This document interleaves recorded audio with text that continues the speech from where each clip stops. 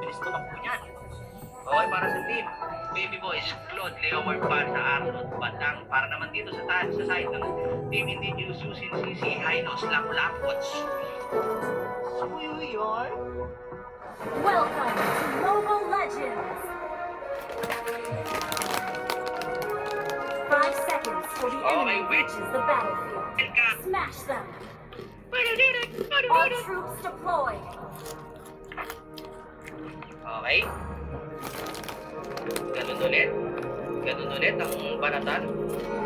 Itong team Indigenous. Tamang ano lang sila. Poke lang sila sa mid lane. Okay, sinong unang matatapos? Leomord. Suyo. Leomord. Suyo. Leomord. Suyo. Leomord. Oy, pero sa top lane, nagkakabanatan. Luwet na yung dalawang tropa natin dito. Napagamit na nga agad ng regeneration right dito. Uy, napapflicker out dito si Batang. Kinabahan pare, kasi nga naman load na siya at papulo na stack ng sushi. Habang sa top lane, nagkakabanatan lang yung dalawang gold leader natin. Uy, hindi nagpapasindak si paring Claude. Uy, grabe naman yun. Nadala pa bigla sa torre. Pero hindi niya napansin, si Raven pa din dito. Oh! Grabe naman yung escape ng Arnold na yun. First blood! First blood! Dito sa mid lane, off-camp kill para tayo kay Sushin.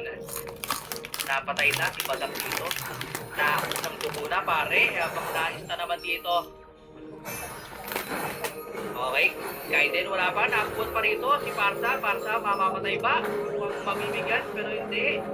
Gawin lang. Okay, medyo delikado dito sa XP, etong si Parsa. Bakit ka mo? Level 2 pa lang siya pare. Grabe naman yung pambabraso dito ni Sisi. Hindi niya pinapayagan na makagul pa rito. Itong Claude, itong si Manny. Okay, turtle is up. Pang magkakaroon na balatan, pero para dito, level 3 lang. Hindi tamang poke lang dito kay Leomord. Leomord natin, level 3 lang ha.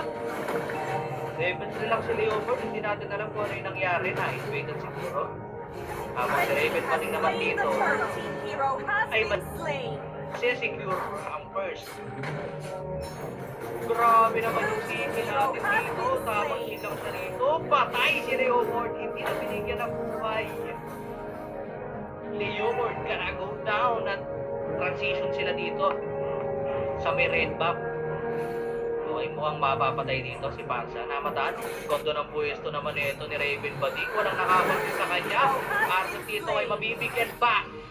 Arnold gonna go down. Pwede extract dito. Hindi naman nakakakuha ng isa pa ng damage. Mag-i-invade pa rin sila. Batang 11 lang. At nakuha dito ni Raven Badik. Walang successful invasion. At napatay pa nila si Batang. 5-0 in favor of Team Indigenous. Grabe naman yung initiations ng Hynos at saka ng Sushin doon, pre. Tsaka credits din doon sa pwesto ng sa pwesto ng Suyo kanina sa red buff. Walang nakapansin sa kanya. Okay, medyo level gap. Pero tamang pakiramdaman pa rin sila. Hindi mo kami magaganap na crush dito. May magaganap na crush? May magaganap na crush? O wala? O wala? O meron? O meron? O tamang poke lang. Tamang poke lang. Parang Okay, Sushin dito. Nagpaparamdam na sa top lane. Pero ultimate lang agad siya. Hindi ka na siyang mapagsampas ni Batang sa pader. At nabutan dito si Batang. Batang ka na down. What a nice press. Break spice dito nila pagtaan sa kanilang punteriya. Pero makakapag-flicker out pa. Final slash na dala na dito sa torre. Habang further extract dito ay nilapag na pero na-cancel lang ultimate dito ni Pansa ng tusok-tusok. Itong si Hynos. Okay, free push. Under 5 minutes tower push para dito sa side ng Indigenous. Grabe yung early potential dito ng Team Indigenous. At yung first turtle ay wala na ba, hindi yung makukuha. si Raven Bading pare. Habang natusok na yun si Arnold, minus na sila ay nalabag na. Yo. Sabi dito si Sisi. Tapos ang napatay doon na walang iba, si Kiwa. Ayos ba pare? Para lang tayo nag-promote ng ano no? Pre, para nasa komersya na tayo. Speaking of komersya, nandito na si Diyos, kabubuhat pa. So dito mamamatay ba? Nabala na siya dito ni Suyu. Nayoyo pa dito ni Ryzen. Grabe naman yun, pre. Walang patawad. Hindi na nila pinagpapahinga dito. Yung team, Baby Boys. Habang Team Indigenous dito, transition lang with a perfect score of 9-0. Favor of Team Indigenous. Grabe naman yung initiation ng flash nila, pre. Walang namamatay sa kanila. Okay, mid-lane dito. Nagkakatipo-tipo ng mga teams, ng mga players, rather. Mukhang magkakaroon ng bakbakan dito sa mid-lane. Magkakabanatan ba? Yung for tamang biscuit. Pero nagamit na dito yung yo. Flash right para dito sa Parsa. Pero hindi mabibigay si Sushin. Pero nabigyan siya na first kill na siya ni Claude. Tumama ba sa'yo, pare? Okay, speaking of perfect score, naka-break na nga sila. Dahil napatay na nila rito si Crunchy, which is yung ating Sushin. Grabe nga yung banatan ng mga players natin dito, pero yung mid lane nananatiling nakatayo at buupa ang mga tore sa mid lane. Doon, tamang farm lang. Okay, red back. Hit sila, pero nakakaramdam sila ng kakaiba rito dahil ang daming... Grabe nga naman yun. Oh! Patay ka dyan, pare. Masyado ka ng malalim. Yo. Etong sa'yo, yo. Sabi dito ni Badang, pare, pinagsasapak siya dun sa pader. Hindi na nakagalaw.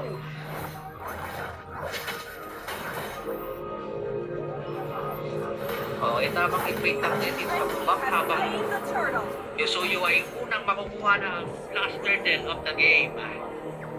Dire-entry na dahil hindi rin sila makapag-advance. -1 nga naman, pero kahit -1 hindi pa rin sila nagpatinag. Further airstrike dito ay nilapag na, pero kinansel din naman dahil sila Lapu ay pinapakpak siya. Grabe naman yung Lapu. Grabe naman yung herbs dito, pre. Binabraso niya yung teams. Binabaso niya yung players ng team Baby Boys. Tamang braso lang, pare. Okay, Hylos, tamang poke lang. Medyo malambot lang dito si Badang. So, item check na tayo. Okay, first build natin ay may... Okay, si Badang, first build niya rito. Kaya pala medyo malambot siya. Oy!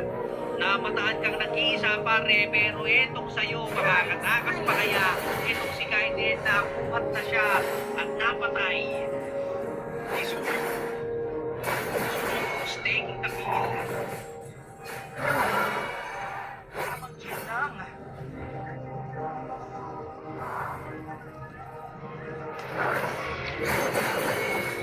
Tamang transition din sila dito habang yung yo dito ay nilapag naman yung Glorious Pathway. Final slash ay nilapag na rin. Further airstrike dito ay kinasana. Pero walang pag-first sa kanila. Sushi dito nagdediri na sila kumay pero hindi tuloy ni Betty. Meron pa siyang racing movement pero hindi niya ginamit. Kasi wala silang matinong initiation doon. At nireserve niya ang ultimate niya para sa mangyayaring clash. 20 seconds para dito sa ating first lord of the game 3. Okay, nagkakaroon ng konting bakbakan dito sa mid lane. Ultimate dito ni CC ay nagamit na final slash ay kureka sa dalawa per the airstrike. Sabay pinasasabak dito ni Batang. Tinawag na rin si Bartbel. Hinabot dito si Sushin at saka si Hylos. Parehong kabayo naghahabunan. Pero tamang out pa rin naman sila. Respeto lang. Okay, para sa dito, napagamit na ng Purify. Naparentry na rin dito at napatay na nga si Parsa. Hindi niya na binigyan ng pagkakataon para makatakas pa. Flicker out para dito at napunod na rin. Off the kill para dito kay Raven Badil. Napatay niya rito. Makaka-triple kill pa ba? Pinana na! Triple kill para dito kay Raven Badil. Grabe naman yun. Naunahan nyo lang kami, pero kami ang tatap. Sabi dito ng Team Indigenous. Oo nga naman. Bakit nyo unahan? Bakit nyo umpisahan kung hindi nyo kayang tapusin. Tinapos tuloy sila dito ni Raven Baning. Nose cam tayo sa'yo, pare. Malupit ka eh. Sa'yo ang highlights. Ikaw na yan eh. Oo, tama na. Masaya ka na masyado. Tama na. So, para naman dito sa team ng Bebo Boys, tamang bayan yan sila. All the people, all the way up.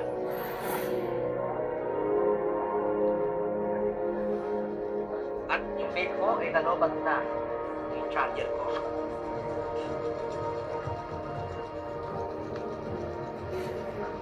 Okay. Okay. So, balik tayo. Back to the ball game!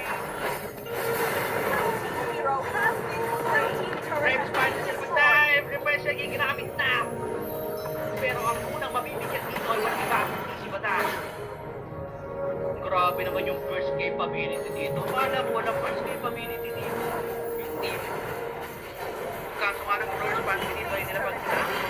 Repush, ang nangyayari, ang magaganap dito sa mid lane, umagsak ang mid lane. Tamang si Pedro dito, tamang BMI out lang, tamang kalmado lang, tamang chill lang, at tututo kay hindi sinunod na nila. Grabe naman yung transition sa full game, from mid lane to bot lane. From second tier turret to inhibitor. Grabe naman yun. Dalawa agad ang napabagsak na inhibitor. Papana-pana lang dito si Sushin. Si Suyo pala. Habang iniilawan naman ni Sushin dito.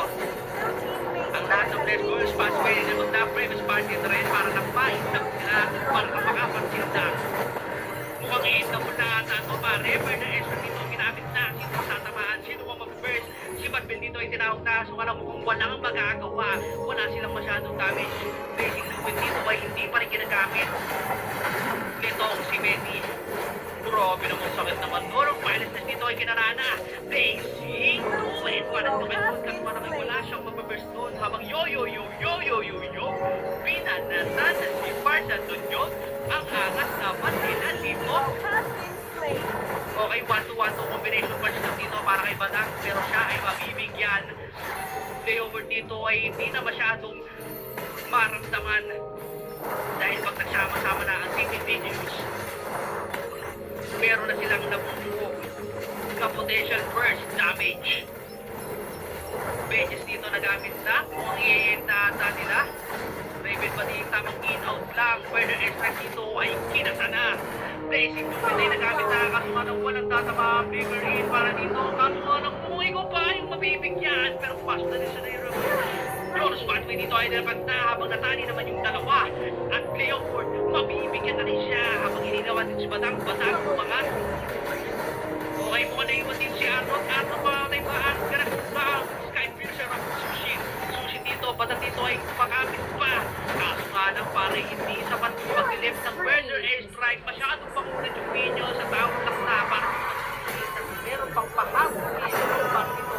Kaya lapu at ang game number 3 ay mapupunta sa Team Indigenous 2-1. Currently standing natin 2-1 with a domination of Team Indigenous. Grabe naman yung Team Indigenous dun, pre. Tambak!